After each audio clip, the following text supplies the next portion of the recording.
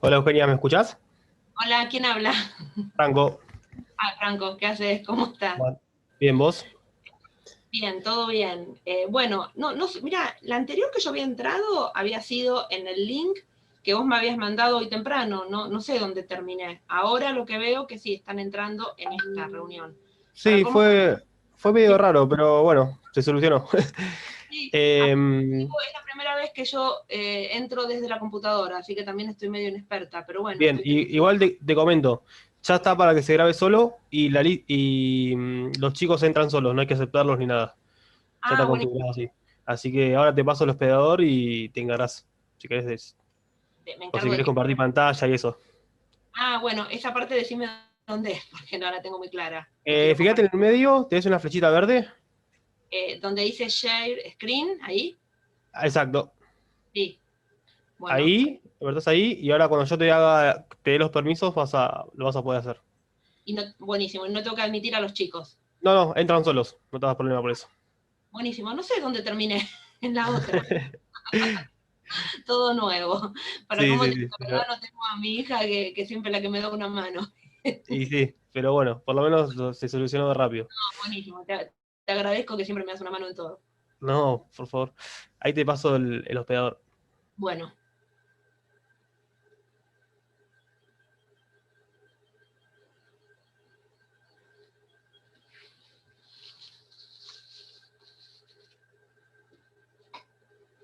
ya de eso.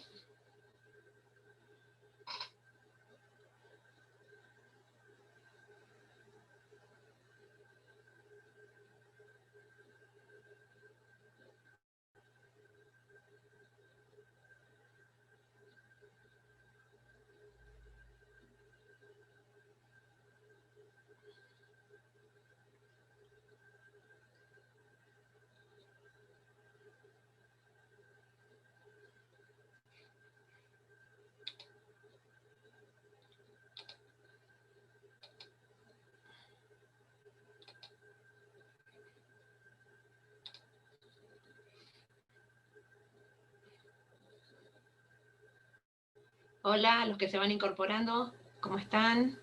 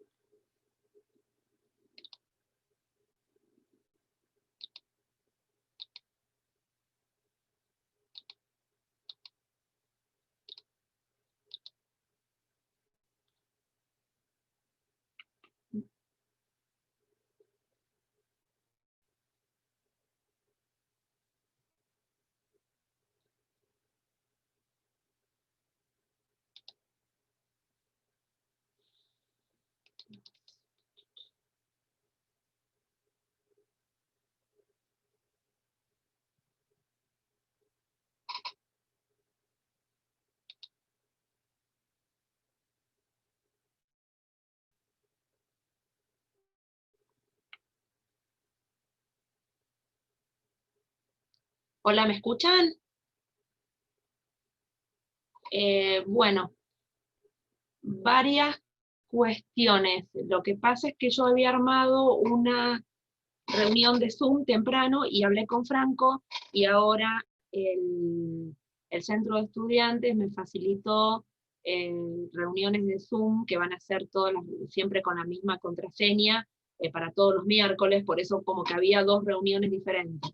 Al mismo tiempo, yo también entré en una, que era el link que él me había pasado, y después terminé con, solamente se habían conectado dos chicos y el resto estaban conectados en otra. Por eso es todo la complicación. Y a su vez que yo siempre les doy con el celular y ahora también estoy con la computadora. Entonces estoy tratando de verlos a todos. Si me esperan un segundito, porque yo solamente estoy viendo a Micaela. no sé qué pasa con el resto. Hay 28 conectados. Esta reunión lo que tiene de bueno es que no se va a cortar, como todos los miércoles, porque ya les digo, es cedido por el centro de estudiantes, y a su vez yo no tengo que admitir, que era un poco lo que siempre cortaba en las clases anteriores, así que eso también está bueno. Lo que pasa es que disculpen, pero estoy tratando quiero verlos a todos y todavía esa parte me está como faltando.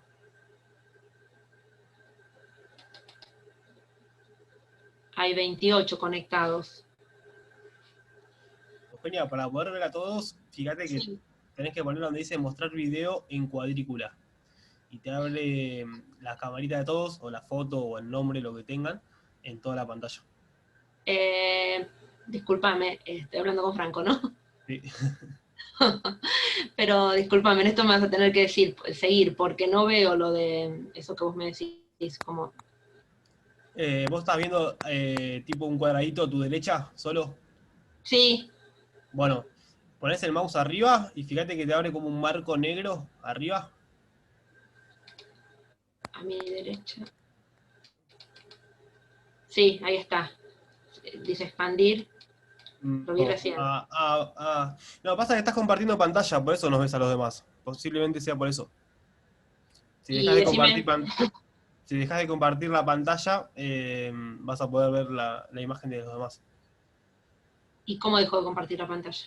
¿Y viste dónde estoy? La flechita verde de Sí, abajo, del medio. Bueno, ahí pones detener, que es lo que dice. stop. Exacto, ahí está. Ahí estoy, pero... bueno, pero, a ver, los veo, bueno, obvio, algunos no tienen ni foto, pero yo lo que quiero verlos es como, viste así, no sé, todos, Los viste como cuadraditos chiquitos. claro, chiquitos, cuando se ven como la sesión Fíjate de la Cámara de Cultura. arriba a la derecha, que dice Arriba, vista, son como todos cuadraditos chiquitos, y dice vista de galería, apretá ahí. ese no lo tengo. Tengo, view dice, chiquitito, a la derecha arriba. Y, y al lado no tenés nada, ¿no? No, no tengo nada. Bueno, la doy así, después me investigo yo, aunque sea para empezar la clase. Porque dice view y hay una flechita, que en la flechita están como todos arriba, pero en cuadraditos chiquitos. Yo a medida que paso la flechita los voy viendo. Claro. Y al lado de eso, ¿no tenés unos cuadraditos chiquitos blancos? No, Ah, porque a mí me figura así, por eso. no. Tengo como abajo chat, los participantes, top video, mood. A los cuadraditos, pause, stop, acá, pause, stop, recording, esto, pero no sé si es abajo. Claro, no, eso no, eso no. No. Bueno, si querés después mandame una foto por WhatsApp de cómo te aparece a vos y yo después te explico cómo es. Dale, espera, te saco aunque sea la foto ahora y ya así arranco.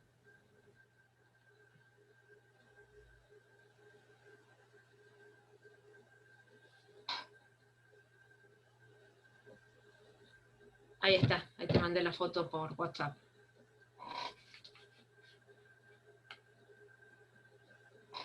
No sé si la viste. Sí, sí, ahí la estaba mirando. ¿Ves que sale con dos flechitas azules y sale el nombre de todos los chicos arriba? Y lo único que dice en el extremo a la derecha es view. Sí, estaba mirando. Y apretá y capaz que ahí te va a salir la opción, creo. O sea, no. Porque Sí, a mí me aparece diferente. ahí está, Gallery View. Ahí está. Ah, Qué eso genio, era. qué genio. Ahí está. Perfecto. Gracias. Bueno, genial. Cualquier cosita, si pasa algo, me llamas. Dale, ¿Dale? dale, dale. Siempre estamos en Dale. contacto. Y lo que pasa Nos es que la vemos. mayoría pone fotito, pero bueno, es un tema de los chicos ya. Gracias. Bueno, Chao, ¿me chao. escuchan? Sí. ¿Me escuchan todos? ¿Sí? Bueno, disculpen todo esto, pero bueno, la idea, ahí lo veo a Juan Pedro, que él está en vivo, Lorena en vivo, Micaela en vivo y nada más. Lo demás todo, nada, ni fotos, bueno, se ríe Micaela. Nada, yo estoy acostumbrada, por supuesto, 20 y pico de años, a las clases presenciales, así que les pido, bueno, ahí Julieta en vivo, les pido que aunque sea nos pongan la foto y que si puedan estar en vivo mejor, porque ya verles la cara y que me hagan preguntas, me siento más cercana a la clase presencial. Cintia en vivo, bueno, ahí van Milagros en vivo, buenísimo. Así que dentro de todo les pido esto, ya vamos como adelantando, ya estoy con la computadora, Francisco en vivo, y lo que pasó fue hoy eso, todo un tema del que yo había armado una reunión, después Franco me dio otra reunión, pero está buenísima, las reuniones están desde el CEL, porque no se van a cortar, y siempre vamos a entrar en la misma reunión, con la misma contraseña, así que todos los miércoles vamos a estar en las mismas condiciones. Bueno, para la clase de hoy, yo les había preparado, vamos a charlar, es uno de los temas como más complicado, que es todo lo relativo al problema de la inconstitucionalidad de una reforma constitucional. La inconstitucionalidad de una reforma constitucional. Y vamos a pasar a los casos Fait, Schifrin, y quiero ver si hoy puedo arrancar ya con la bolilla 4, que es lo relativo a supremacía constitucional. Esto, me fijé el tema donde lo tienen exactamente, el problema de la inconstitucionalidad de una reforma de la Constitución, lo van a encontrar en la bolilla 4, el último punto. Me estoy refiriendo al programa viejo. En sí, cuando hablamos de el problema de la inconstitucionalidad de una reforma constitucional, yo se los doy ahora, pero tenemos que tener medianamente por sabido o entendido todo lo relativo a la reforma constitucional, al poder constituyente, bolilla 3, y también al control de constitucionalidad de la bolilla 4. ¿Qué quiero decir con esto? Que es un tema como que entrelaza los dos puntos, lo referente a la bolilla 3, poder constituyente, y lo referente a la bolilla 4, control de constitucionalidad. Entonces, comenzando con el tema, ¿pudieron leer el artículo que les subí por WhatsApp, todo lo relativo, que había algo de esto, que eran los fallos? Ahí estaba Polino, Fait, Schifrin, ¿pudieron leer algo? ¿Sí? Hay caritas que sí, y bueno. ¿Tienen audio ustedes? Bueno, cualquier cosa me hablan y me interrumpen, yo no tengo problema. Así trato de volver más a las clases presenciales, sintiendo que los veo y que me interrumpen.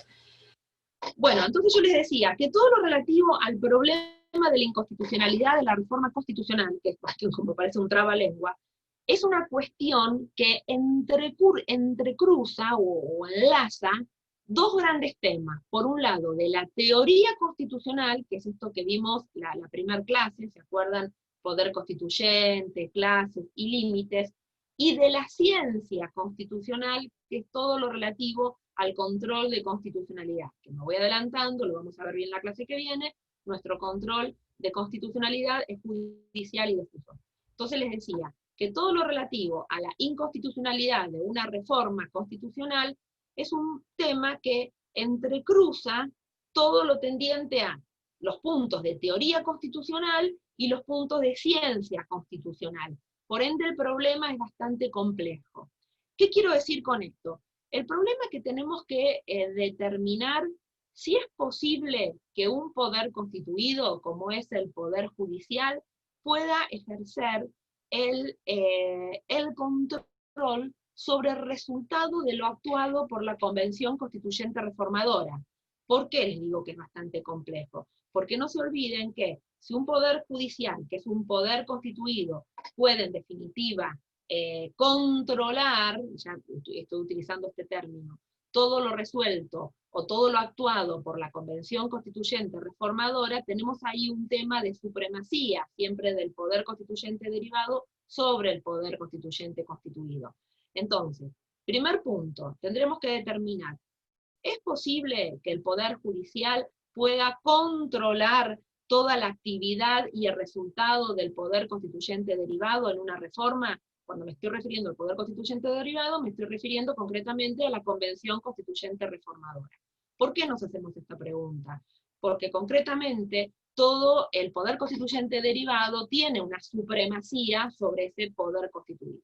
Entonces, si aceptamos que puede el Poder Judicial controlar lo actuado por la Convención constituyente reformadora, estamos ya a un paso de ver si puede declarar o no la inconstitucionalidad de una reforma.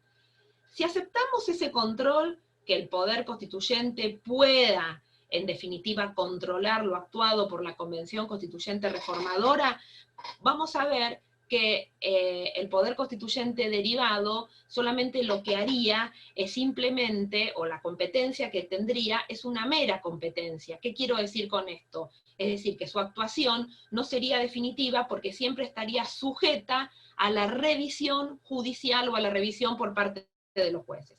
Entonces, para abordar este tema, que insisto, bastante complejo, que si tienen una duda, lo que les digo siempre, me interrumpen, tenemos que distinguir en un primer término si el supuesto vicio que tiene una reforma es de forma, es decir, cuando me refiero de forma me estoy refiriendo a procedimiento, o de forma, o de fondo, perdón.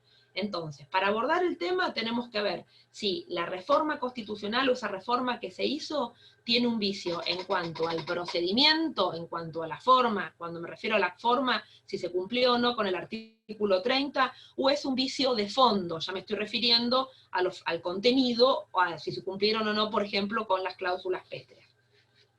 Tenemos un fallo del año 1963, que ustedes lo van a ver cuando veamos la clase que viene o la otra, todo lo relativo a cuestiones políticas no judiciables, que es un fallo que se cita mucho la Corte, que se llama Soria de Guerrero, con bodegas y viñedos, Pulenta, hermanos, sobre despido.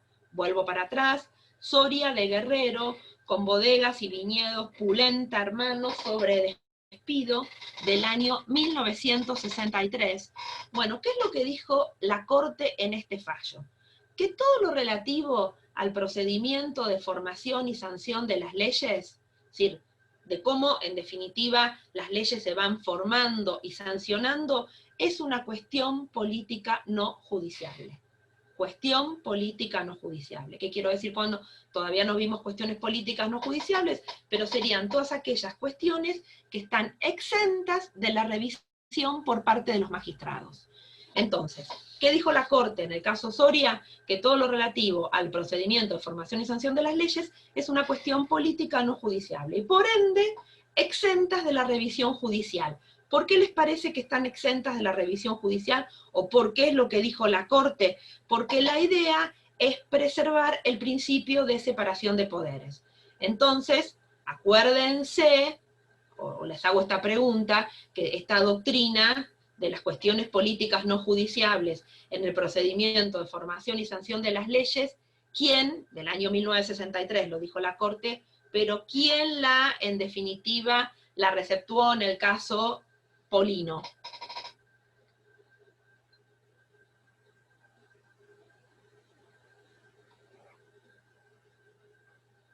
¿Se entiende la pregunta? O dicho de otras palabras, para que se entienda más. ¿Quién dijo en el caso Polino que todo lo relativo a cuestiones políticas, a todo lo relativo a la formación y sanción de las leyes es una cuestión política no judiciable?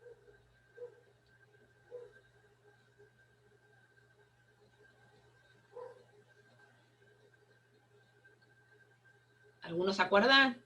¿Un ministro de Corte? Los que entraron en el fondo, pero igual rechazaron. ¿Cómo? Fight es cuando en el caso donde él votaba, era el único que digamos que se diferenciaba para hacer el... Ay, no sé, no me acuerdo bien cómo era el tecnicismo con el que lo explicó, pero... Pero espera, pensá esto. Vos me dijiste fight, si bien no te escuché, les digo, justo tocaron timbre en mi casa, estoy sola, por eso Sí. fue la y hablaste vos. Fight fue, ¿dijiste? No. Sí, perdón, se me mezcló el toque sin querer. No, está bien. Fight no, porque precisamente Fight hace lugar al amparo de Polino y vota en disidencia. El decir que es una cuestión política no judiciable es entrar en el fondo del asunto, pero estar diciendo, entro en el fondo del asunto, pero sobre este tema no revisamos judicialmente. Por eso les decía. A ver si algún otro, o Micaela, o algún otro que... Estoy revisando lo que vimos en la clase anterior, porque anoté un montón de eso. Bien. Yo no tengo el nombre, pero era dentro de los 7 de la mayoría, 5 Sí. usaron un criterio y los otros 2 entraron, dice, o sea, 5 no entraron en la cuestión de fondo y los otros 2 entraron y ejercieron el control de la constitucionalidad del 94, pero no tengo los nombres de esos 2. Bueno, Pero está bien, eran ellos. está bien. Dentro de esos 2, uno era Nazareno y otro Molinio O'Connor. No importa que no se acuerden el nombre, pero está bien lo que dice Juan Pedro, que el tema es, acuérdense, de los 7, corte menemista de 9 miembros, no tenemos la corte como tenemos ahora de 5 miembros. Entonces acuérdense que de los 9, 7 le rechazan el amparo a Polino, pero 5 por un tema de forma y 2 por un tema de fondo. Y dentro de esos 2, que el tema de fondo eran estos que decían que era una cuestión política no judiciable. Entonces, recapitulando, si tomamos el caso Soria de Guerrero de 1963, ¿qué es lo que siempre dice la Corte? Que todo lo relativo a formación y sanción de las leyes es una cuestión política no judiciable. Es decir, ¿qué quiero decir con esto? Que los jueces no pueden ejercer la revisión sobre ese punto, sobre esa cuestión. Salvo, después en otro caso, cuando veamos los casos relativos a cuestiones políticas, siempre les digo en esto como que la Corte abre una ventanita que es cuando autoriza la excepción habilitante, porque en el caso de Soria de Guerrero es la doctrina, el principio general, y la excepción sería salvo que se demostrase la falta de concurrencia de requisitos mínimos indispensables que hacen a la formación de la ley. Sí, ese salvo que se demostrase la concurrencia de los requisitos mínimos indispensables que hacen a la excepción de la ley, sería la excepción habilitante para, en definitiva, revisar judicialmente. Entonces, tenemos, para ir con esta cuestión, tenemos Soria de Guerrero como principio general, todo lo relativo a formación y sanción de las leyes es una cuestión política no judiciable, salvo la excepción habilitante. Entonces, ya siguiendo con esta parte así teórica que le estoy diciendo, estaríamos en nuestro estado considerando que serían los jueces quienes pueden ejercer el control sobre una reforma constitucional. ¿Por qué los jueces? Porque, lo vamos a ver bien la clase que viene, nosotros tenemos un control que es judicial, vamos a ver dentro de las diferentes categorías, el control puede ser judicial, político o mixto, nosotros tenemos control judicial, y dentro del control judicial, nuestro control es difuso. ¿Qué significa que sea difuso? Que cualquier juez de cualquier instancia, y me refiero y de cualquier jurisdicción, tiene la obligación de ejercer el control judicial. Siguiendo con esto, porque son todas ideas que después en un rato, ahora van a ver que se van a unir todas, lo que podemos decir que el control de una reforma constitucional lo ejercen los jueces de manera judicial y difuso, y no es un caso de competencia originaria que se ejerza ante la Corte Suprema de Justicia de la Nación. Me estoy avanzando en otros temas. Cuando ustedes vean el tema de la competencia de la Corte, van a ver que la competencia de la Corte puede ser originaria o apelada. En el caso que sea originaria, son solamente los supuestos contenidos en el artículo 117, segunda parte. No está todo este tema de la reforma. Entonces, en el caso que se ejerza la revisión de una reforma constitucional, se ejerce a través del control difuso. Y por último, y con relación a esto, y ahora van a ver a qué fallo voy a llegar, en el caso que se ejerza esa revisión judicial y que luego siempre se termina concentrando en la Corte Suprema, por vía recursiva, como siempre les digo, fíjense que lo que haría la Corte es desplazar a la Convención Constituyente derivada con relación al poder originario derivado. ¿Qué quiero decir con esto? Es decir, si la Corte, por vía recursiva, el caso arriba a la Corte, y la Corte ejerce la revisión, como de hecho me van a entender con los casos que pasó, lo que haría la Corte produce un desplazamiento del poder constituyente a favor de la Corte. Bueno, esto es todo como un introito que yo les voy haciendo para llegar, sí, al caso. Fíjense que hasta el año 1999 nunca la Corte declaró la inconstitucionalidad de una reforma de la Constitución. No obstante que todas las reformas, ¿se acuerdan que yo les dije que ustedes lean? Siempre tuvieron algún vicio de ilegitimidad. Desde la de 1860, que no cumplió con el plazo, es decir, a medida que fuimos avanzando en las reformas, todas por un tema de mayoría, o por un tema de no cumplir con el plazo de la Constitución de 1853, todas tuvieron como algún dejo de ilegitimidad, salvo la de 1898 que cumplió con mayorías y con todo. No obstante eso, nunca se planteó el tema este de la, en definitiva, de revisar una reforma constitucional.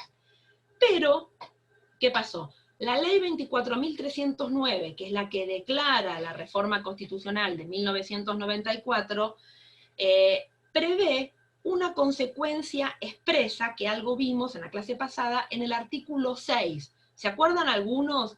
¿Algunos se puede acordar de lo que estableció la ley 24.309 en el artículo 6, cuando la convención se extralimitaba en sus funciones? Estoy tratando de recordar. Era la cláusula cerrojo, si no me equivoco, que establecía que los únicos temas... Perdón, ¿Me escuchás bien? Sí, sí, te escucho. Que establecía que los únicos temas que podían ser tratados eran los que explicitaba esa ley y que los otros iban a ser nulos de nulidad absoluta, si no me equivoco. Bueno, Agustina, está bien, pero lo único te hago es esta aclaración. Es como que juntaste las dos cláusulas. La cláusula cerrojo está en el artículo 5, que es la que establece la forma de votación. Toda la segunda parte que vos dijiste es el artículo 6, pero está bien la idea. El artículo 6, no, está bien, de la ley 24.309, dispuso, y se los leo textualmente, que serán nulas de nulidad absoluta todas las modificaciones, derogaciones y agregados que realice la Convención Constituyente, apartándose de la competencia establecida en los artículos 2 y 3 de la presente ley de declaración. ¿Qué quiero decir con esto? Entonces, el artículo 6 de la ley 24.309, es decir, el Congreso, le fijó pautas muy precisas a la Convención, y en definitiva fue el Congreso que puso en manos de los jueces ejercer el control de constitucionalidad sobre una reforma. ¿Por qué? Porque estableció este famoso artículo 6, que concretamente lo que está diciendo es, le dice a la Convención, ojo, ustedes tienen que votar conforme al artículo 2, 3 y 5, es decir, como decía Agustina, cómo funciona la cláusula cerrojo. Ahora, si ustedes se apartan de la competencia de los artículos 2 y 3, esas disposiciones van a ser nulas de nulidad absoluta. Es decir, que fue el Congreso quien pone en manos de los jueces que ejerzan el control de la reforma de 1994. ¿Qué es lo que hace la Corte? Como ustedes saben bien, ante los primeros casos, por eso les digo, fíjense, para entender los casos, miren bien la fecha en que se producen, así lo pueden relacionar con la materia. ¿Qué quiero decir con esto? Polino, enero del 94. ¿Por qué? ¿Por qué enero del 94? Porque Polino, en definitiva, lo que quería era anular toda la ley, o pedía la inconstitucionalidad de la ley 24.309. Bueno, un tema. Romero Feris, julio de 1994, porque él no estaba de acuerdo con el artículo 5, la cláusula cerrojo. Les digo esto, que si ustedes van enganchando, no sé si me entienden a dónde quiero llegar, pero si ustedes van enganchando la fecha con el tema, es más fácil de entenderlo. Entonces, que en estos temas, Polino, Romero Feris, ¿qué es lo que siempre dijo la Corte? A Polino le dijeron no, directamente, falta de legitimación activa por tu calidad de ciudadano y por tu calidad de diputado, o como decía Juan Pedro, directamente cuestión política no judicial, es decir, literalmente, se sacaron el caso Polino. ¿Qué pasa con Romero Feris? ¿Qué le dicen a Romero Feris? Que la cuestión había caído en abstracto, entonces también se lo vuelven en definitiva a quitar el caso. Hasta que llega, ¿quién? Fait, año 1999. Entonces, antes que sigas, tengo una pregunta. ¿Realmente el caso Romero Freis y el caso Polino es más que contra la reforma y la convención constituyente, es contra la ley 24.309, ¿o no? Que no es lo mismo. Pues la ley 24.309 es la que establece, ¿cómo era? La necesidad de la reforma del 94. La necesidad de la reforma. Entonces ese artículo 6, lo de serán nulas de nulidad absoluta de todas las modificaciones, viene después, ¿o no? O sea, No. A ver, ese artículo 6 está está en la ley 24.309. es el artículo Bien. de la ley. Entonces, está bien. por eso, de la ley 24.309, ustedes tienen que saber bien el artículo 1, que es que dice alcance parcial de la ley. El artículo 2 tienen que leer el núcleo de coincidencias básicas que juega con el artículo 5 de la cláusula cerrojo. El artículo 3 es el temario libre, y el 6 es este que te digo de nulas de nulidad absoluta. Concretamente, para contestarte la pregunta, Polino lo que quiere es que se declare la inconstitucionalidad de la ley 24.309, pues porque se acuerdan, porque no estuvo el reenvío de nuevo a la Cámara de Diputados. Enero de 1994.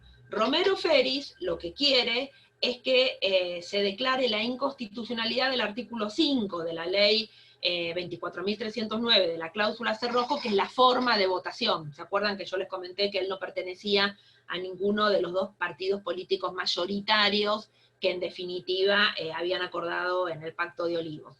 Y por último tenemos FAIT, que FAIT, ya estamos hablando de 1999, por eso soy bastante exigente, es decir, hincha con la fecha, pero para que ustedes puedan relacionar el tema con la fecha. ¿Que por qué es importante? Sí. Antes de que siga, porque lo anoté acá y no sé si está bien o está mal. El tema porque yo justo lo conecté con el tema del fallo de Romero Feris, que una vez finalizada la convención, se había dejado sin vigencia, bueno, la de 1949, la reforma, y se integró la del 57, pero no entiendo bien la conexión que tiene que ver con los fallos de la clase anterior. No. Eso sabes capaz que con qué lo quisiste conectar con el artículo perdido, que cuando salen publicados, toda la reforma es eso, pero con Romero Feris no. Con Romero Feris... me quedó como en el medio. Está bien. Con Romero Feris, acordate que él lo que quiere es que se declare la nulidad del artículo 5 de la ley 24.309. Y acordate que la Convención Constituyente había aprobado esa forma de votación por el artículo, creo, 127 de su propio reglamento. Entonces, ¿qué es lo que le dicen a Romero Feris? Como el reglamento interno para que actúe la convención había sido aprobado con mayoría suficiente, es como que habían, en definitiva, aceptado esa forma de votación. Acuérdense que en el 127 estaba la reproducción textual del artículo 5, sin decir que es el artículo 5. Entonces, por eso le dijeron a Romero Feris que la cuestión había caído en abstracta, porque como que ya la convención había aceptado esa forma de votación, es decir, por el sí o por el no. Está bueno que todas las preguntas que quedaron de la clase pasada me las puedan hacer, porque el tema de los fallos, yo sé que es como lo más complicado, entonces trato de hacer hincapié en esto. Bueno, llegamos a FAIT, 1999.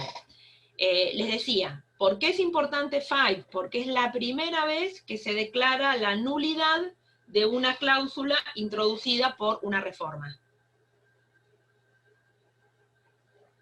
Año 1999. ¿Alguno tiene idea de los hechos o pudo leer algo de qué es lo que reclama, bueno, ya se murió, qué es lo que reclamó el ministro FAIT, que era ministro de Corte?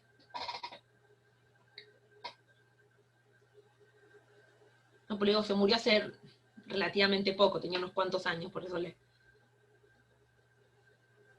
había notado de la clase anterior. Disculpa, profe, buenas tardes. ¿Quién me habla? Joaquín, acá, ¿cómo andás? Acá Joaquín. Joaquín. Una consulta, ¿era primera vez que se declara? Perdona, Joaquín, no estás vivo vos, estás con fotito. No tengo foto, no tengo... ¿No tenés vivo? Tengo foto. ¿Cómo no va a tener vivo? No, está apagado. Bueno, dale. Una pregunta, profe. Dijo, primera vez que se declara nulidad de una cláusula introducida por una reforma, ¿puede ser? ¿Cómo? No escuché por eso. Sí. Introducida por una reforma, ¿no? Sí. Genial. ¿Estás ahí? Listo. ¿Estás ahí Muchas en una gracias. fotito en Nueva York? No, es en Buenos Aires. Ah, parecía, en Puerto Madero. Gracias, profe. Bueno, para ser un poco más amena la clase, pues yo les digo que ya odio la virtualidad, pero bueno, me siento que estamos un poco más cerca. Bueno, ¿alguno tiene idea del caso Fight de 1999? ¿Qué es lo que pretendía Fight?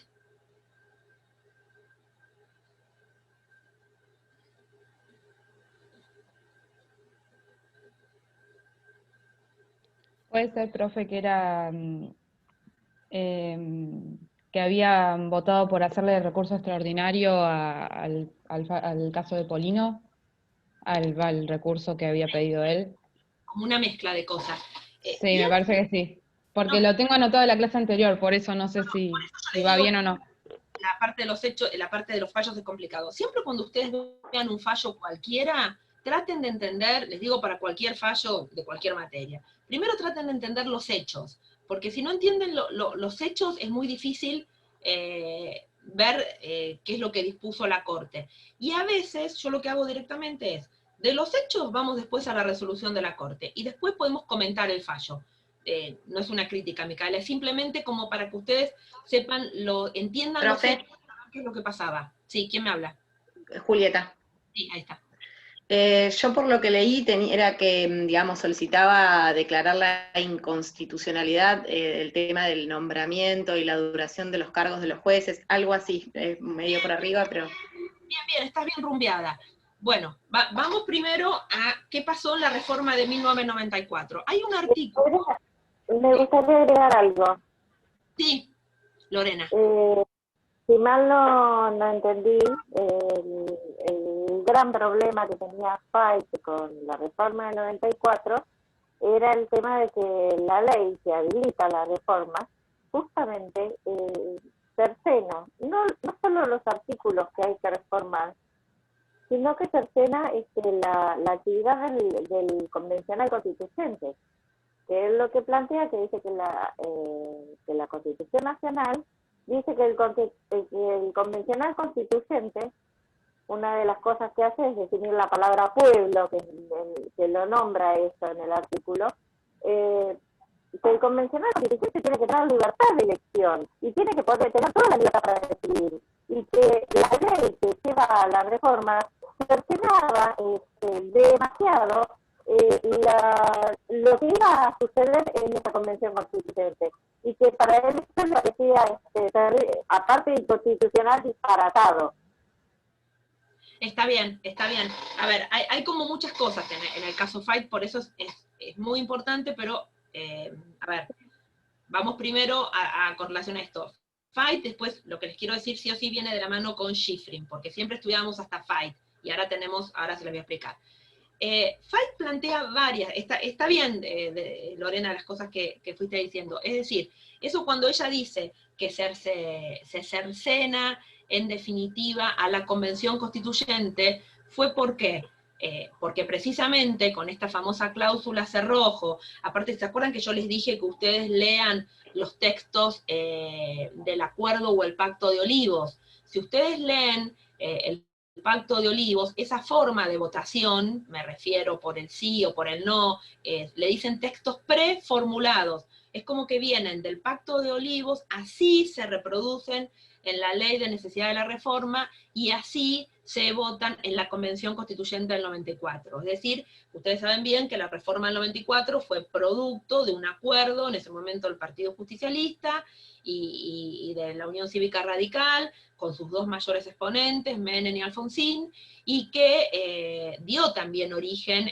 a varias críticas. Hablamos en la otra vez porque cerrado, no hubo terceras fuerzas que pudieron participar. No sé si se acuerdan de esa famosa foto de Menem y Alfonsín, que creo que atrás era con Manzano y Cotino Siglia caminando por la Quinta de Olivos. Veo que a lo que voy, bueno, Lorena, que es grande como yo, digo, los chicos ni se acuerdan porque ni habían nacido, siempre pasa lo mismo. Pero lo que les quiero decir, que el acuerdo o el Pacto de Olivos fue muy criticado, y esta forma de votación no fue, me refiero, azarosa, esta forma de votación fue para que todo el paquete o el núcleo de coincidencias básicas entre a la Constitución Nacional y que en definitiva, tal cual ellos lo habían medio maquinado, por decirlo de una manera. Entonces, la crítica de Fait, que viene haciendo él en los fallos, por ejemplo, en Polino y en Romero Félix, que él siempre habla, de que él por eso, me refiero, vota en disidencia, haciendo... se hace eco en cuanto que los jueces pueden, en definitiva, controlar la constitucionalidad de una reforma, ¿no? Por eso siempre el voto de Fait es en minoría. Pero en el caso concretamente de Fait, del año 1999, él ya es, ya aquí, por decirlo de una manera, se le afectaba un derecho propio, o, no quiero decirlo mal, su propia quintita. ¿Qué quiero decir con esto para que nos entendamos? En la reforma de 1994 se incorporó el artículo 99, inciso cuarto, párrafo 3. 99, inciso cuarto, párrafo 3. Que esto lo que hace es restringe la garantía consagrada en el anterior artículo 110. ¿Qué quiero decir con esto? La Constitución, con relación a los jueces, consagraba la inamovilidad vitalicia. ¿Qué es lo que hace la reforma en el artículo 99, inciso cuarto, párrafo 3? Un poco con lo que decía Julieta. Establece un acuerdo por 5 años más, es decir, un acuerdo limitado. ¿Qué le quiero decir con esto? La inamovilidad de los jueces va a ser hasta que cumplan 75 años. Una vez que los jueces cumplen 75 años, tienen, según la reforma, antes de Fait, tenían dos opciones. O se tenían que jubilar, o bien conseguir un nuevo nombramiento con un nuevo acuerdo de la Cámara de Senadores por 5 años más. Eso es lo que establece el artículo 99, inciso cuarto, párrafo 3. Por eso les digo que restringe la inamovilidad que tenían los jueces consagrada en la Constitución histórica de 1853. ¿Qué le pasa a Fait? Fait, siendo ministro de Corte, él era, pues falleció, ministro de Corte a fines, una vez que se instala la democracia, a fines del año 1983, y él había superado la edad de los 75 años, entonces, al momento de la reforma de 1994. Entonces él interpone una acción que se llama acción declarativa, que es, esta acción está en el artículo 322 del Código Procesal Civil y Comercial Nacional, artículo 322 CP-CN. ¿Por qué esta acción declarativa? Porque es una acción que él interpone, que concretamente esta acción es para determinar, o porque él pretendía que había una falta de certidumbre jurídica, en torno a su estabilidad funcional. Falta de certidumbre jurídica en torno a su estabilidad funcional. ¿Qué quiero decir con todas estas palabras? Él no sabía, como él ya había cumplido los 75 años, si se aplicaba el 99, inciso cuarto, párrafo 3, o seguía con la Constitución, con la inamovilidad vitalicia de la Constitución de 1853. Y Fait, cuando interpone esta acción, argumenta dos tipos de vicios. Por un lado, que un vicio de procedimiento, porque lo que él impugna, es decir, el 99, inciso cuarto, párrafo 3, no estaba dentro de los temas habilitados por la Convención Constituyente. ¿Qué quiero decir con esto? No estaba en el famoso paquete del artículo 2 de la ley 24.309. Y acuérdense cómo se llamaba, núcleo de coincidencias básicas. Entonces, él considera que la Convención se extralimitó en sus funciones. Es decir, la modificación del 99, inciso cuarto, párrafo 3, estos famosos 5 años, no estaban dentro del paquete del núcleo de coincidencias básicas, y por ende él considera que la Convención Constituyente se extralimitó en sus funciones. Eso es un vicio de procedimiento. Y el otro vicio de fondo, él dice que la garantía esta que se afecta hacia esta garantía que les acabo de nombrar, la vamos a ver cuando veamos Poder Judicial, de inamovilidad vitalicia. Esta garantía hace a la independencia del Poder Judicial y eso afecta a la forma republicana de gobierno. Entonces, ¿se entiende? FIGHT, para entablar esta acción declarativa, establece dos tipos de vicios: de procedimiento, es decir, que lo que se reformó no estaba dentro del paquete del artículo 2, y por el otro lado, de fondo, por cuanto la garantía afectada hace a la independencia del Poder Judicial. Ustedes, sigo con FIGHT, lean el caso FIGHT, es bastante largo, lean el dictamen del Procurador General en cuanto a la cuestión. Él lo que sostiene en forma detallada y muy extensa, él por un lado dice que se tendrían que haber excusado todos los ministros de corte, porque de hecho todos después iban a llegar a la edad de los 75 años, y él sostiene que en definitiva el rechazo de la demanda de FIGHT, porque un poco lo que decía Lorena, porque lo que la convención reformó lo apoya en lo que serían las facultades implícitas. ¿Se acuerdan cuando vimos facultades o poderes implícitos de la convención?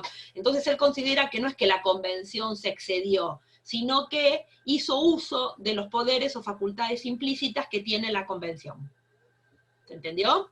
Yo tengo una pregunta. Dime. En este caso, o sea, sería que los jueces, digamos, no pueden invalidar nada que tenga que ver con lo que realiza la convención. No, de hecho, es lo que yo les decía hoy, por el artículo 6, al contrario, los jueces, cuando se dice que vieron que yo hace un ratito les leí el 6, cuando leemos el 6, dice que van a ser nulas, de nulidad absoluta, todas las modificaciones. Quien declara nula de nulidad absoluta es el juez. Es el juez. Ah, ok, perfecto.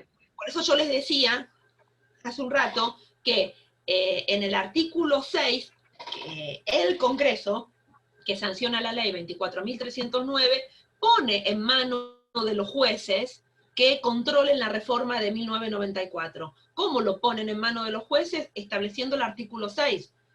Porque dicen, van a ser nulas, de nulidad absoluta, todas las modificaciones que se hagan en violación de las competencias del 2 y el 3. Bien, perfecto. Gracias. No, de nada. Entonces, insisto, el Congreso le da la facultad a los jueces a través del artículo 6. Bueno. Profe, una pregunta. Sí. ¿Cuál es el objetivo de poner una edad límite, digamos, para ser juez, si igualmente es indefinida la cantidad de veces que vos podés pedir el renombramiento de 5 años? Bueno, lo que pasa es que el tema de la edad fue bastante cuestionado. El tema de la edad de los 75 años ya se relaciona con una cuestión me refiero, a ver, para decirlo en términos médicos, de lucidez, de capacidad, de estar en ejercicio pleno de sus funciones. Y el tema que vos cada 5 años necesites un nuevo nombramiento, no te olvides que es con acuerdo del Senado, y ahí necesitas mayorías políticas. Ah, claro. Es decir, también, a ver, esta reforma se dice en su momento que también tuvo como, en cierta manera, como para algunos jueces de determinada edad, capaz que logren a los 75 años que se jubilen o que se aplique el acuerdo, esto de los 5 años, pero después en el año 1999 vino FIGHT, que ahora les voy a decir lo que dijo la sentencia de la Corte, y en definitiva con FIGHT se da vuelta este 99, inciso 4. Entonces, volviendo para atrás, el Procurador General, cuando contesta esta demanda, él lo que dice, es decir, pretende rechazo de la demanda porque él dice que no es que la convención se extralimitó, sino que son los poderes implícitos, como diciendo, nadie le tiene que venir diciendo a la convención si está o no dentro del artículo 2. En uso de las facultades o poderes implícitos, la convención pudo establecer este artículo 99, inciso cuarto, párrafo 3. ¿Qué es lo que dice la sentencia? Sí. Una pregunta, ¿no? Sí. Amén de que me voy a tomar una pequeña digresión. Yo tuve, de casualidad, lo conocí a FIGHT. Sí. En el 2011, creo. No me acuerdo, pero por ahí fue. me lo crucé en el Palacio de Justicia, de casualidad, porque yo iba subiendo una escalera y él venía bajando del auto y lo venían teniendo. Un hombre muy mayor, no se podía tener en pie, y su lucidez no era la mejor. Y cuando uno leía los fallos, no se coincidían los fallos de esa persona con la persona misma. No, decían que había alguien atrás, pero bueno, no sé, realmente, yo que tuve, mi abuela murió de Alzheimer muy grande y demás, me hizo acordar mucho esa visión que tuve de Fight. Es más, el hombre me lo llevé por delante porque yo venía apurada con papeles y qué sé yo, me lo llevé por delante, caminando en la calle, él bajaba del auto para entrar al Palacio de Justicia. Yo apurada, caminando por la calle, me lo llevé por delante. Ese señor, que no podía articular dos palabras, porque fue así realmente, fuera juez de la nación y tenía un poder de decisión. Eso por un lado, que para mí es peligroso esa situación, por una cuestión de estabilidad jurídica y todo lo demás. Y más allá de eso, veo que por qué si una persona trabaja, pongámosle un hombre, un bancario, porque me acaba de ocurrir, no sé, a los 65 años vos sos bancario y te mandan a la casa y vos decís, quiero seguir trabajando, y te dicen, no, usted no puede, se tiene que jubilar. ¿Cuál es la razón por la que un juez no tenga, por una cuestión de igualdad, ante cualquier otro trabajo, uno no le puede decir, se tiene que jubilar? No puede permanecer en la función. La entiendo lo que dice. Lo que pasa es lo siguiente, los jueces tienen como dos garantías, las garantías cuando veamos Poder Judicial las vamos a ver, dos garantías como que solamente tienen los jueces, que es la intangibilidad de las remuneraciones, que no se puede bajar su sueldo, y la inamovilidad vitalicia. Me refiero, son dos garantías consagradas constitucionalmente. Capaz que el ejemplo que usted me dice del bancario no las tiene, por decirlo así, como para empezar a separar la paja del trigo, ¿no? Esas son las dos garantías que tiene el juez, que están consagradas constitucionalmente. Con este tema, por un poco lo que hablamos por Fight, y ahora vamos a ver por Schifrin con 80 años, estuvo esta cláusula del artículo 99, inciso cuarto, párrafo 3, como para limitar, en definitiva, la actuación de los jueces. Es decir, que la Convención de lo Constituyente estableció que, bueno, hasta los 75 años, o se jubila, o, caso contrario, tiene que conseguir un acuerdo por 5 años más, con lo que hablábamos recién, que el acuerdo ya depende de mayoría, pues acuerdo del Senado, lo tiene que volver a nombrar el presidente de la Nación, es decir, con todo lo que implica el nombramiento de un juez. Entonces, la Constitución del 94 trató, en definitiva, también de acotar un poco la edad de los jueces. Lo que pasa que no se olviden que es ir en contra de la Constitución de 1853, donde tiene consagrada la garantía vitalicia. No obstante, en un determinado punto, no es que los jueces van a estar hasta los 100 años, siempre al llegar a determinada edad se jubilan. En el caso de Fight, y ahora llego con esto, como en definitiva, ahora les voy a decir qué es lo que dispone la Corte, al declararse la nulidad, y ahora voy bien a los argumentos, de este artículo 99, inciso cuarto, párrafo 3, él siguió en sus funciones hasta creo que él se jubiló, creo que cuando fue, me parece que se jubiló al día siguiente. 2015. Sí, pero no fue al día siguiente. Asumió Macri. Cuando subió Macri, no. ¿No fue así? No, me parece que fue cuando subió Cristina Kirchner. Ay, Me parece que fue cuando subió Cristina Kirchner. ¿Ahí me escuchó?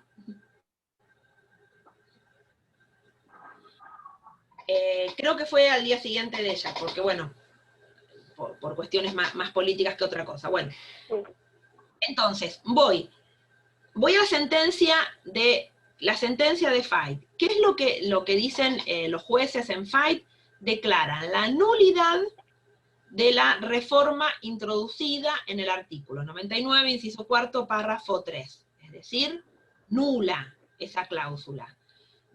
Primer punto. Segundo punto, declaran que la cuestión es judiciable o justiciable, y citan esta doctrina que yo les decía en el caso Soria de Guerrero, es decir, la excepción habilitante sería de Soria de Guerrero. Y por tercer punto, declaró que la ley 24.309, que la Convención Constituyente se excedió en sus funciones al consagrar este 99, inciso cuarto, párrafo 3. Que la Convención se excedió en sus facultades según lo dispuesto en el artículo 30 y en la ley 24.309.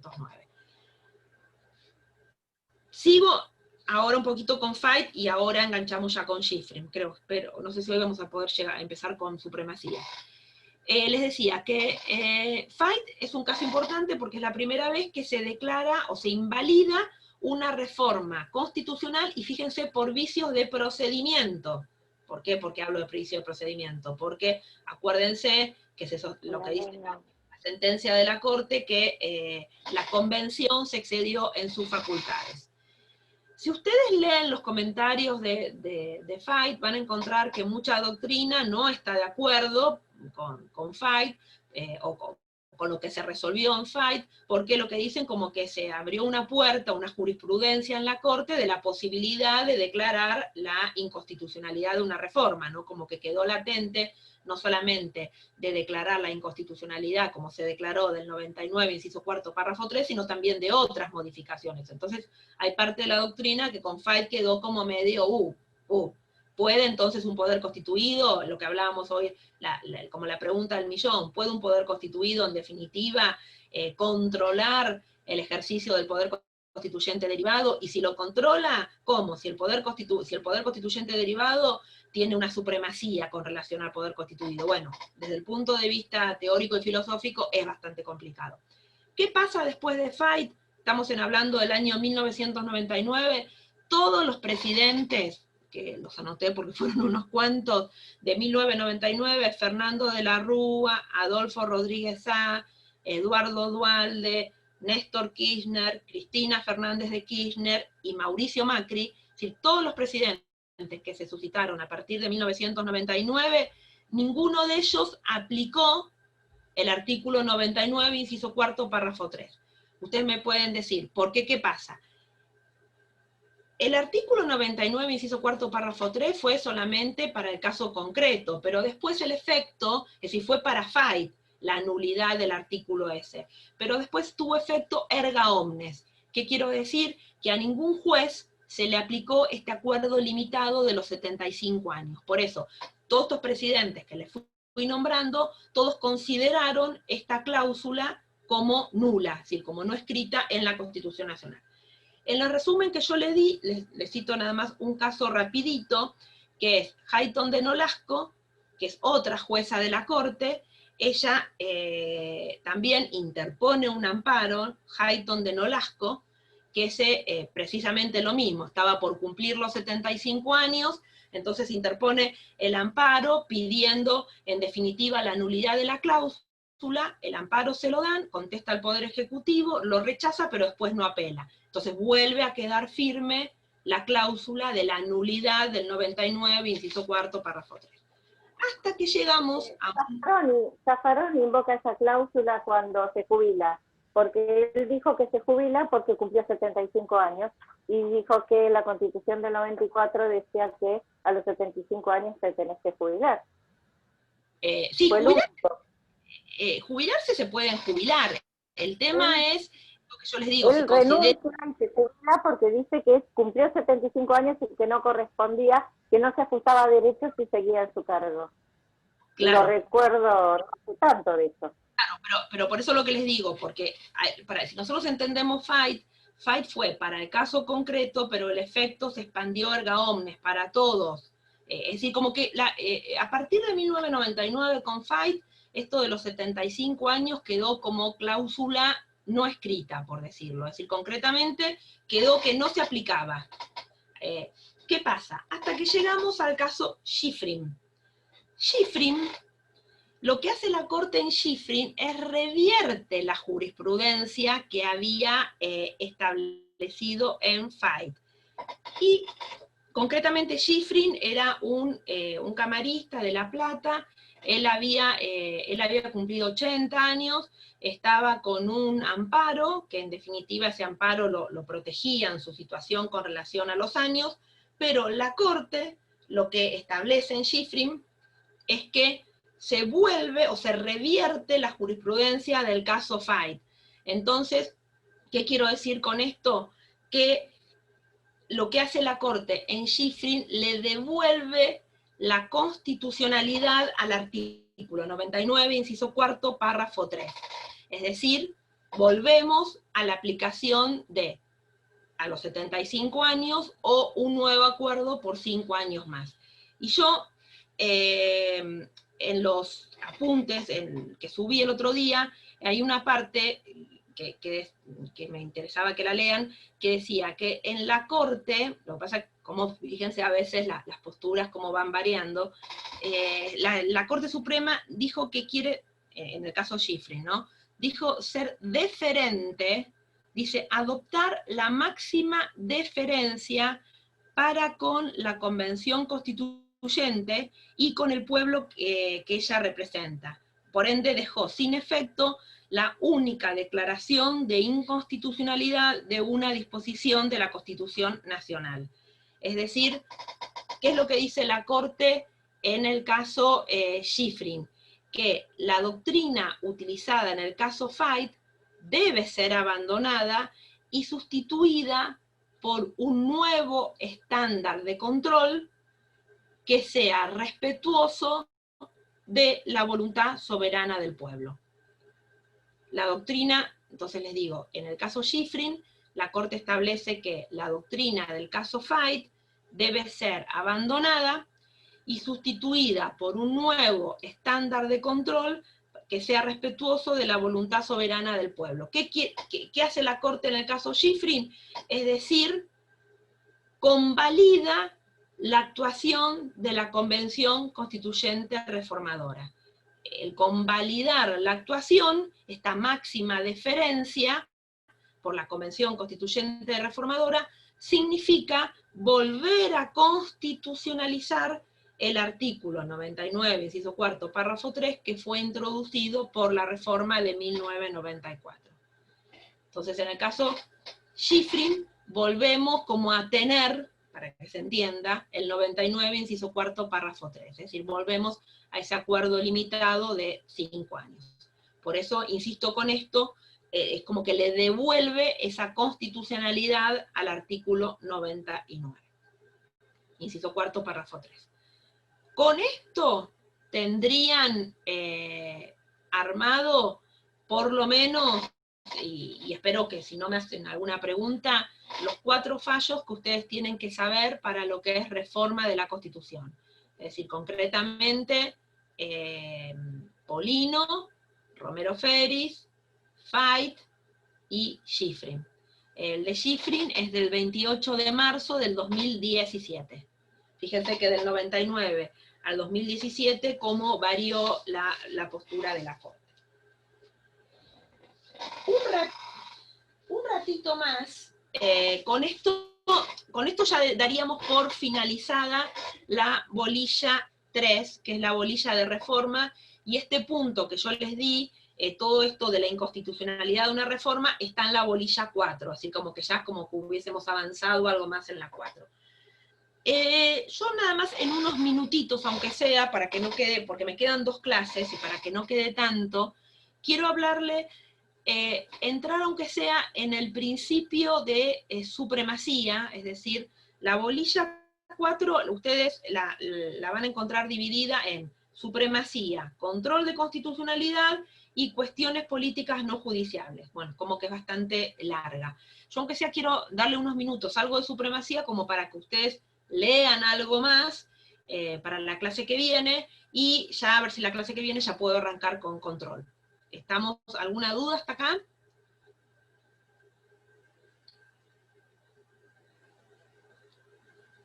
Un poco el apuro es, insisto con esto, porque nos quedan solamente 2 clases. Bueno, arrancaríamos entonces la bolilla 4, aunque sea hablar del principio de supremacía. ¿Ustedes con Daniel vieron algo de internacional o todavía están con las primeras bolillas?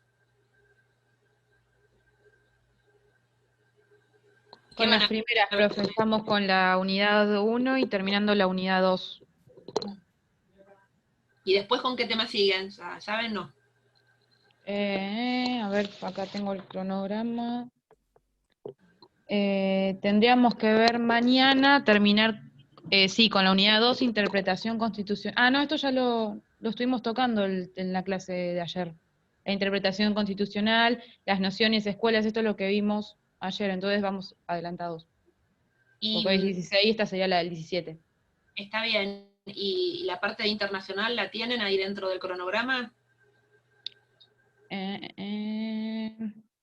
¿Qué unidad sería? ¿La 5? ¿Ya no? No, la internacional creo que es la 8. Ay, lo que pasa es que yo estoy con el programa viejo en la cabeza.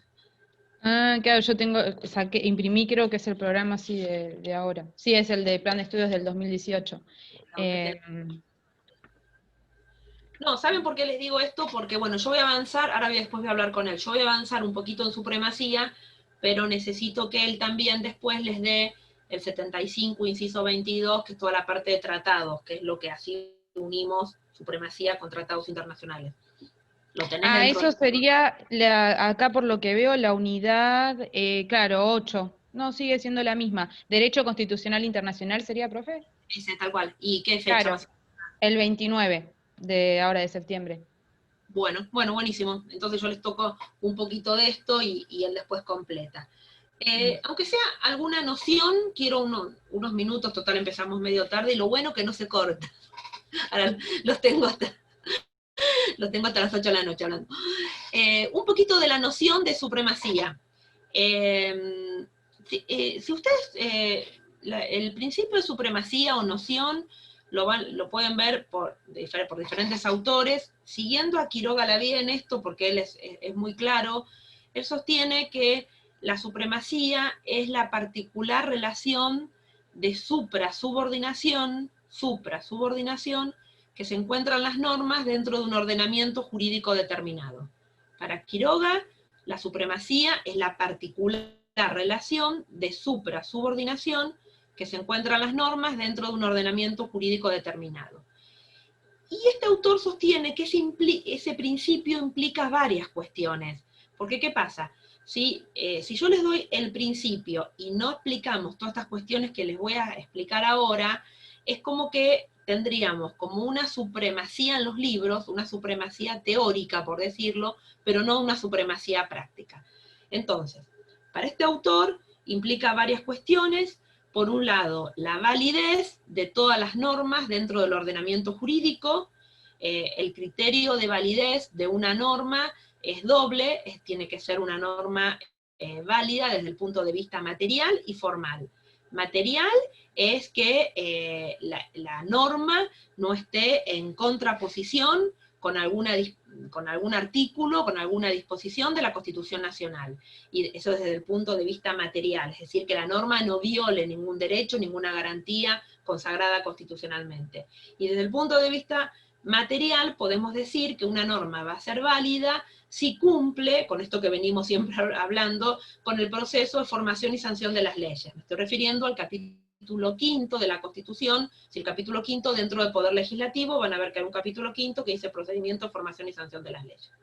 Entonces, siguiendo las cuestiones que establece Quiroga, la validez de todas las normas y actos al ordenamiento jurídico con el criterio de validez doble. La unidad del ordenamiento jurídico a través de la cual se asegura la compatibilidad de normas. La unidad del ordenamiento jurídico a través del cual se asegura la compatibilidad de normas. Fíjense que la compatibilidad de normas, piensen en todo lo que yo les voy diciendo, la famosa pirámide de Kelsen. La compatibilidad significa a nivel vertical que las normas inferiores se deben ajustar a las normas superiores, y a nivel horizontal, que en el mismo escalón o en el mismo pie, ninguna norma puede contradecirse, y en el caso que exista una contradicción, siempre la norma dictada con posterioridad en el tiempo prevalece sobre la anterior. ¿Se acuerda más o menos cómo funcionaba la pirámide de Kelsen? Entonces yo le decía, unidad del ordenamiento jurídico del cual se asegura la compatibilidad de las normas a nivel vertical y a nivel horizontal. También la gradación viene de grados, de diferentes peldaños o de diferentes escalones, ¿no? Piensen siempre, insisto, en la pirámide de Kelsen. Otra cuestión que hace a la supremacía, que ya lo vimos nosotros, es la distinción entre poder constituyente y los poderes constituidos. Acuérdense, los poderes constituidos son los 3 poderes que tuvieron origen en el poder constituyente. Otro punto u otro ítem para tener en cuenta es la rigidez constitucional, que también lo vieron justo ustedes conmigo en la bolilla 3. Acuérdense esto, la rigidez constitucional, como en el caso nuestro, que la propia Constitución prevé un procedimiento y un órgano especial para su reforma. ¿Qué quiero decir con esto? Nuestra Constitución es rígida. Las constituciones flexibles, el mismo órgano que tiene a su cargo la sanción de las leyes, tiene a su cargo la reforma de la Constitución Nacional. En nuestro caso concreto, como nosotros tenemos una rigidez constitucional, la misma Constitución en el artículo 30 prevé un órgano y un procedimiento especial para que se lleve a cabo la reforma. Y por último, un sistema de control. ¿Qué quiero decir con esto? Tiene que existir un mecanismo para fiscalizar el cumplimiento de esa relación de supra-subordinación. ¿Por qué? Porque en el caso que exista un conflicto entre una norma o una ley infraconstitucional por debajo de la Constitución con la Constitución Nacional, siempre debe existir un órgano y una vía para resolverlo siempre a favor de la Constitución Nacional.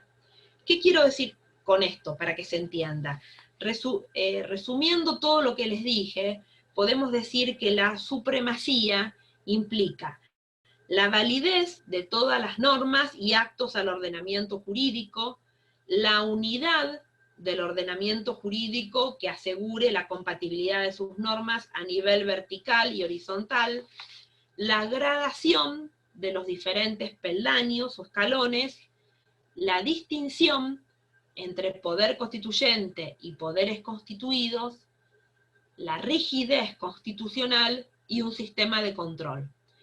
¿Por qué les digo, les pongo todos estos ítems? Porque no es, es decir, si nosotros simplemente enunciamos que la supremacía es la relación de supra-subordinación, que las normas están dentro de un ordenamiento jurídico, pero por ejemplo no tenemos un sistema de control que fiscalice el cumplimiento de esa relación, o no diferenciamos bien el poder constituyente con los poderes constituidos, nos quedaríamos como que la supremacía se podría convertir simplemente en una declaración teórica, sí, bárbaro, hay supremacía, pero después no comprobable en los hechos.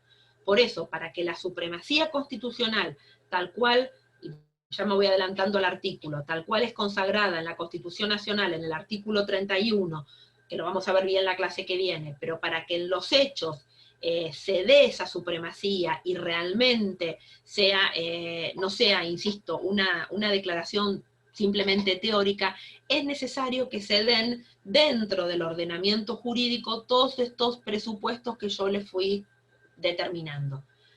Si ustedes vamos a ver bien en la clase que viene, que el artículo 31 enuncia la supremacía constitucional, pero después no nos dice para nada cómo en definitiva, en el caso que se viole esa supremacía constitucional, ¿qué es lo que se hace? ¿Qué órgano va a tener el Contralor? ¿Qué es lo que puede hacer? Bueno, se relaciona mucho todo esto justo que hablábamos la clase hace un ratito del control de constitucionalidad.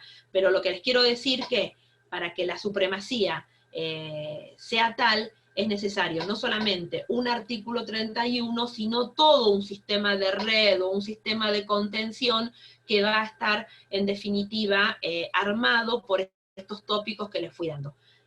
Acuérdense, esto lo encuentran en Quiroga, no van a tener problema, pero insisto, validez de todas las normas y actos del ordenamiento jurídico, unidad del ordenamiento jurídico, que asegura la compatibilidad de sus normas a nivel vertical y horizontal, gradación de diferentes peldaños o niveles. Fíjense que estoy como haciendo en eso como si fuese describiendo la pirámide de Kelsen, ¿no? Distinción entre poder constituyente y los poderes constituidos, rigidez constitucional y un sistema de control. ¿Para qué el sistema de control? El sistema de control es el que va a fiscalizar el cumplimiento de esa relación de supra-subordinación. Sí, simplemente les quería dar un introito, aunque sea de lo que es la noción de supremacía. La clase que viene ya vamos a entrar bien en el artículo 31, yo por una cuestión de tiempo voy a tocar como por arriba el 75, inciso 22, que es todo el tema de los tratados sobre derechos humanos con jerarquía constitucional, porque no es que al contrario, no es que no sean importantes, sino que después ustedes van a tener, por eso les preguntaba a Micaela, la bolilla con Daniel con relación a derecho constitucional internacional. Y la clase que viene, todo para la clase que viene, ya arranco control de constitucionalidad.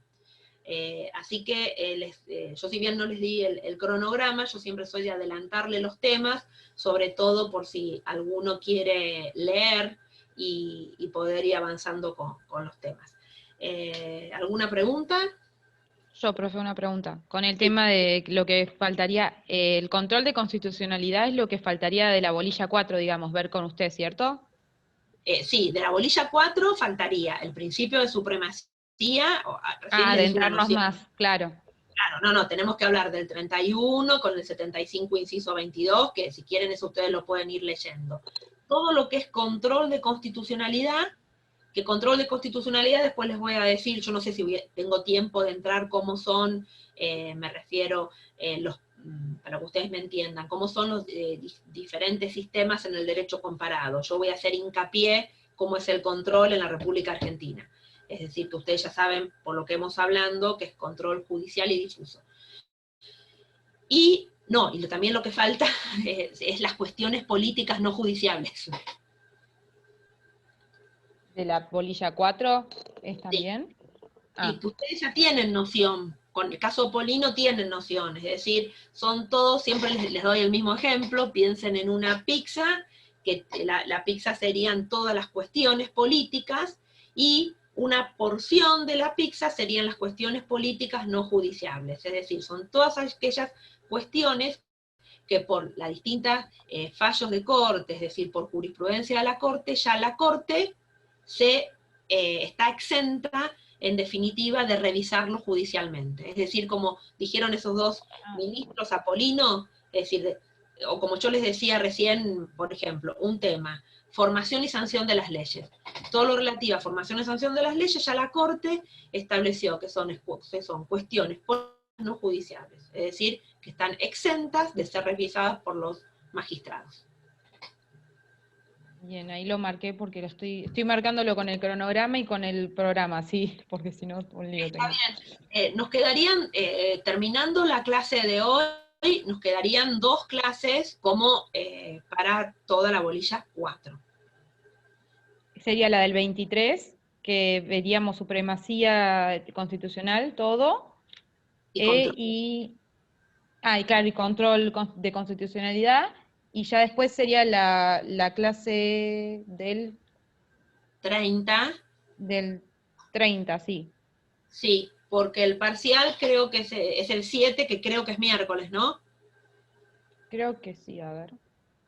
Sí, No 30, sé sí, no tiene 30 y sí. A ver, octubre 7. Sí, miércoles. Bueno, que ya yo creo que la clase del 30, igual se los voy a confirmar bien la clase que viene. Yo las del 30 no se la voy a poder dar, pero pero se las voy a pasar los lunes no están teniendo clases con Daniel. No, dijo, no sé si hay plenarias en realidad o no, y subían la grabación o algo, me estoy confundiendo con civil, que también había plenarias y no. Parece que plenarias acá no. Claro, no, entonces no. Con Daniel estamos teniendo nada más, y estamos teniendo los martes y los jueves con él. Bueno, yo lo más probable que el miércoles 30 no les puedo, igual les voy a confirmar la clase que viene, pero si el miércoles 30 no les puedo dar la clase, se la voy a pasar el lunes 5. Bien. Conmigo quedan 2 clases. Yo lo que lo que les pido, sobre todo, sí, ya insisto, vimos toda la bolilla 3 y el punto de la inconstitucionalidad de la 4 lo vimos, y vimos todos los fallos, es decir, con 2 clases vamos a terminar bien. Pero si ustedes quieren ir leyendo, ir avanzando en los temas, mucho mejor, como porque, a ver, para que se entienda, hay un punto que son las cuestiones políticas no judiciables que tenemos que ver fallos. A ver, no es que se le van a pedir así los fallos como lo que estamos viendo, pero aunque sea, si quieren avanzar un poquito más con eso, mejor. Yo para la primera... ¿Y qué fallos serían, profe, los que se... no sé no, si hay alguno subido? Sí, pero les quiero explicar lo siguiente. Los fallos que se piden son con relación a las cuestiones políticas, pero si no los vamos a ver tan así a fondo como vimos Fait y Polino, sino simplemente que vamos, por ejemplo, un fallo sería este Soria de Guerrero, que con relación a las cuestiones políticas no judiciables, todo lo relativo a procedimientos de formación y sanción de las leyes, la Corte tiene entendido que no es revisable judicialmente, ¿por qué lo dice la Corte? Como para preservar este principio de división de poderes. Salvo, como les dije, la excepción habilitante. Si en definitiva faltan los requisitos mínimos que hacen a la creación de la ley. Entonces, los vamos a ver así los fallos, es decir, para que se entienda, vamos a ver en qué materias, en algunas materias, por qué la Corte dispuso que son cuestiones políticas no judiciables. Es decir, ¿por qué la Corte no interviene? ¿Por qué dice que son cuestiones políticas? Lo vamos a ver así, no a fondo como los que vimos en la parte de reforma. Ah, listo.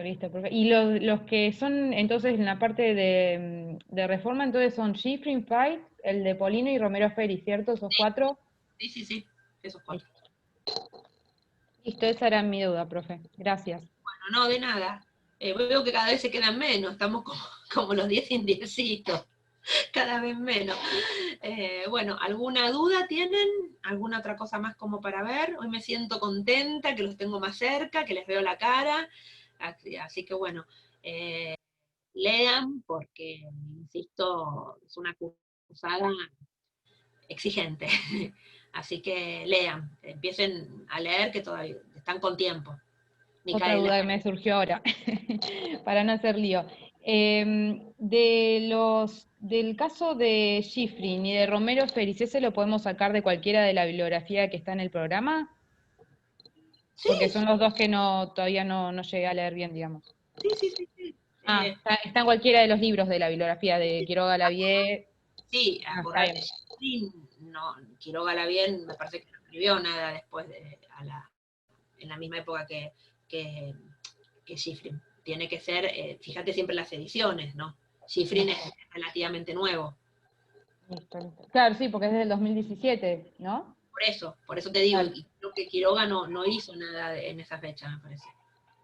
Voy a revisar entonces eso de a ver dónde están y bien eso, porque es eso lo que me desestabilizó, que también mandé el otro día el mensaje, porque ahí es donde me perdí, que no sabía si tenía que seguir alguna bibliografía en especial, y después ahí mis compañeros me ayudaron, me pudieron... Bibliografía, a ver, mientras ustedes los temas lo sepan, es como que les dije la otra vez. Yo por eso, con relación a los fallos, les subí de la discusión esta, de María Angélica Geli, que les digo que es nueva, es la que les subí por WhatsApp, todo un claro, resumen. Esta, la del control. Ahí tenés a Schifrin, ahí tenés a todos. Listo. Ahí tenés a todos. Por eso insistí con esto, porque en general todos los temas están en todos los libros, pero cuando vemos un fallo tan nuevo, a veces ustedes no tienen acceso, por eso le subí eso. Bárbaro, profe, muchas gracias. Bueno, nos vamos a tomar unos mates 6:20. Bueno, nos vemos el miércoles que viene y después les confirmo qué pasa con el otro miércoles. Bueno, seguimos por WhatsApp si tienen alguna duda. Hasta luego. Chao, profe, gracias. De nada, hasta luego, chicas.